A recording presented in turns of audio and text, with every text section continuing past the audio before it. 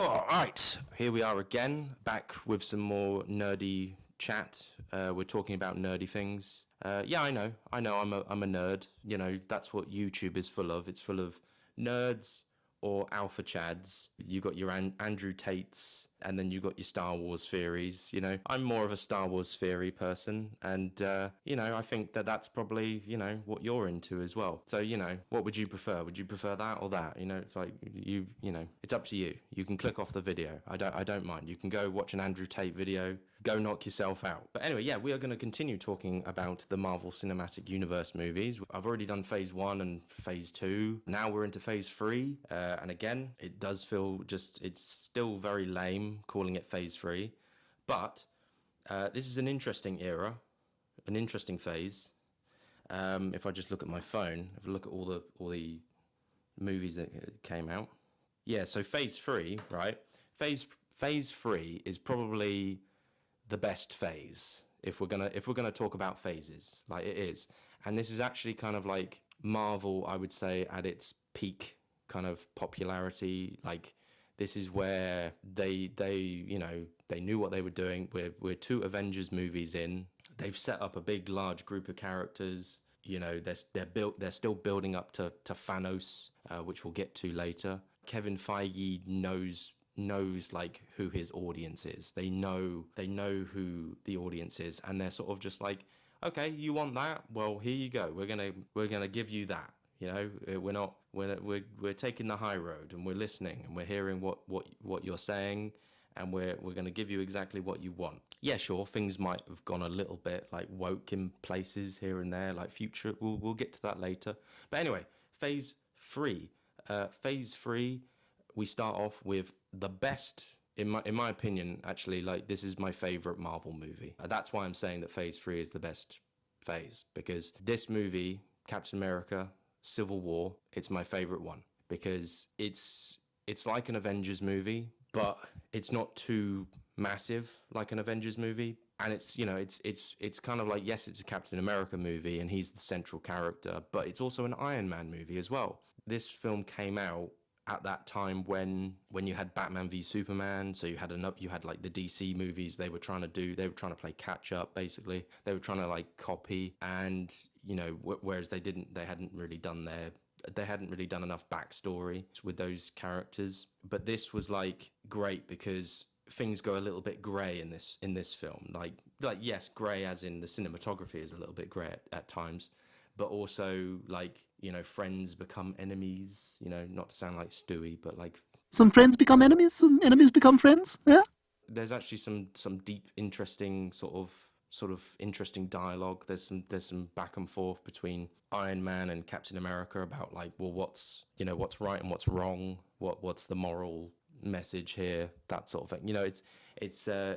It's quite good. Things that happened in like the last Avengers movie. The big Sokovia thing, like lots of people died, and it's sort of like now there's consequences to that. Even though you're trying to be a hero and you're trying to save lives, and you're not going to be able to save everyone. And sometimes there's going to be collateral damage.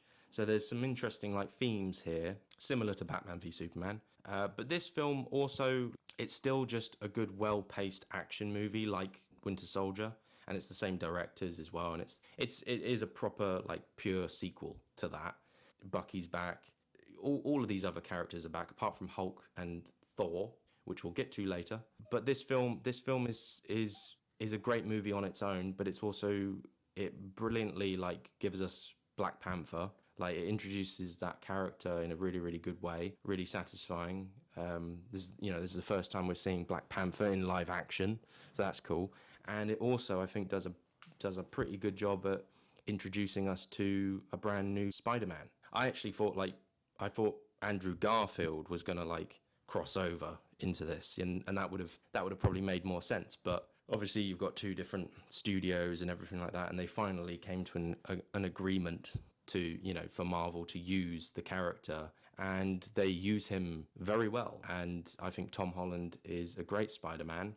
I mean, yes, sure, I have a lot of love for the Tobey Maguire movies. I do like those movies. But yeah, Tom Holland does a really, really good job, and I think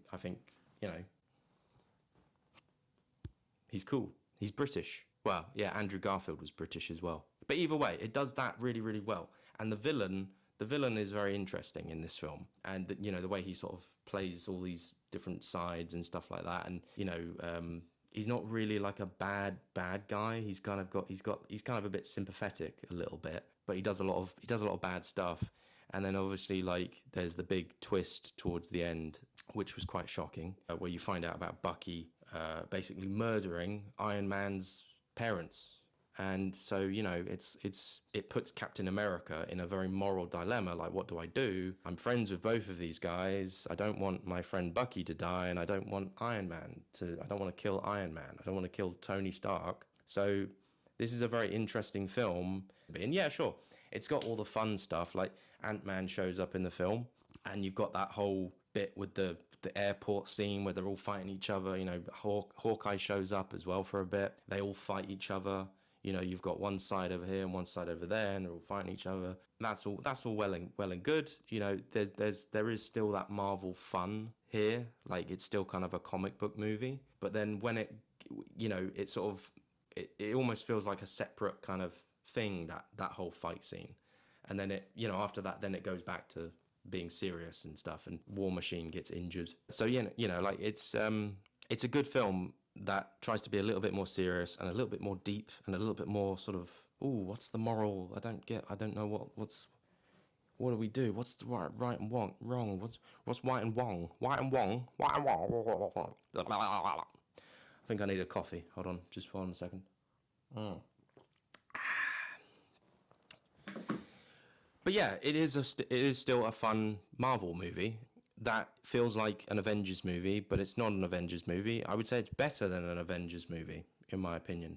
And yeah, I don't know what else to really say about this film. It's a great film, and it's a great start to Phase 3. Anyway, yeah, so I'm going to move on to the next one. So anyway, this is like the 16th video I think I've done now. So I hope you're enjoying it. I hope there's at least one guy who's watching every single video. If you are that guy, if you are that one guy who's watching every single video in this series of videos, I love you, whoever you are. I love you. But yeah, anyway, let's move on. It's a great movie. I remember watching it like 9 years ago, and it was fantastic. And it's one of my most rewatched Marvel movies. I think it is, just like because it's got a bit of everything. It's got a bit of everything. Anyway, yeah, let's get to the next one. Right, bye.